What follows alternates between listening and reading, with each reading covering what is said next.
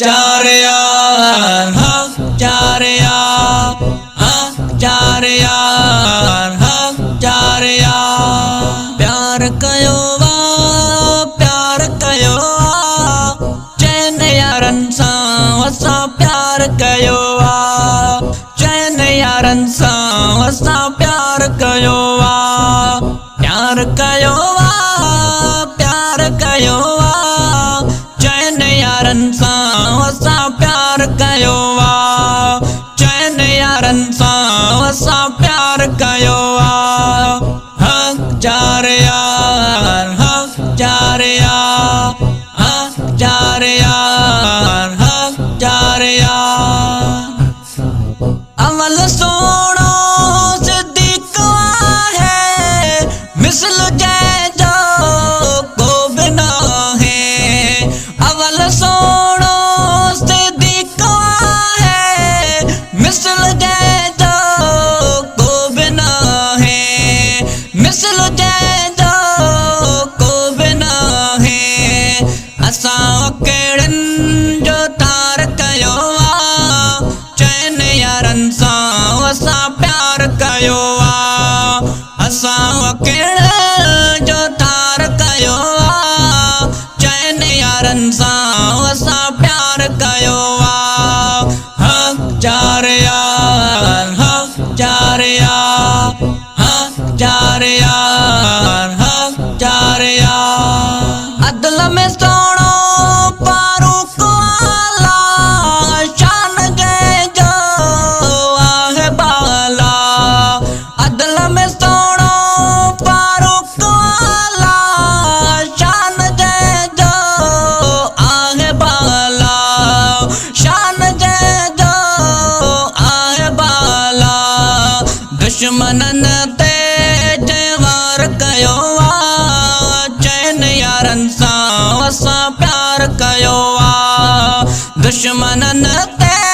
जवार कयो वा चैन यारन सां असां प्यार कयो वा हक चार यार हक चार यार हक चार यार हक चार यार उस्मान साईं सखारो मीर मदनिया के प्यारो उस्मान साईं सखारो मीर मदनिया के प्यारो मीर मदनिया के प्यारो ज़ुन्नूरैन लक़ब निर्वार कयो वा चैन यारन सां असां प्यार कयो वा ज़ुन्नूरैन लक़ब निर्वार कयो वा चैन यारन सां असां प्यार कयो वा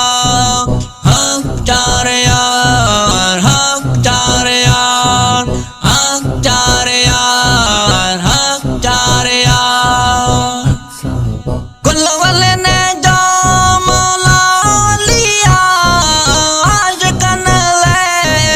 इहा गलिया कुल वाले ने जो मौला लिया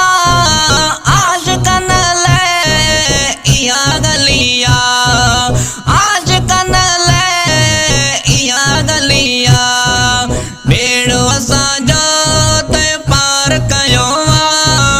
चैन यारन सां असां प्यार कयो वा बेड़ो असां जो ते पार कयो वा चैन यारन सां असां प्यार कयो वा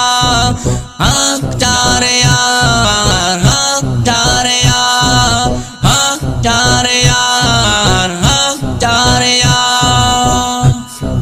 फैज़ जुड़े जा शान लिखे जा शान गाए जा शान पढ़े जा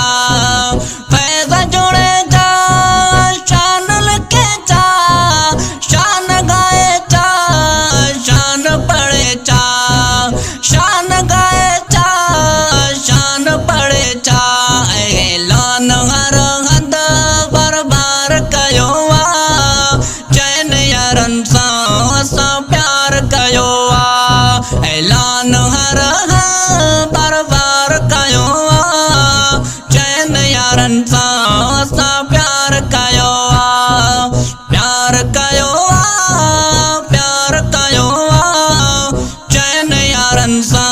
असां प्यार कयो आहे, चइनि यारनि सां